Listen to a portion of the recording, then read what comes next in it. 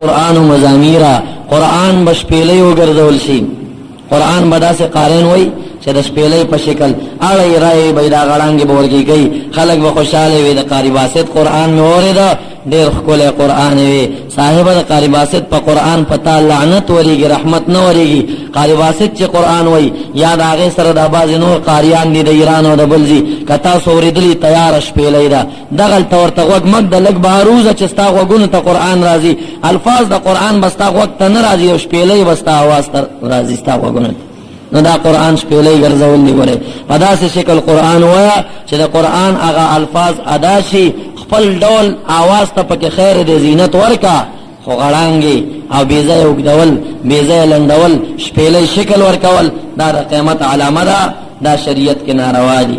سورج وړاندې او شاه فیصل کې د حافظانو یو مقابله وا عالمی قاریان ورته تلي وې د مصر او د بار ملکونو چې څومره قاریان راغلیو ګيري چټي والے یو ډېر ښه قرآن نه وي نو سفید شور باندې چې عمل دې دغه رب قارئ يقرأ القرآن والقرآن يلعنه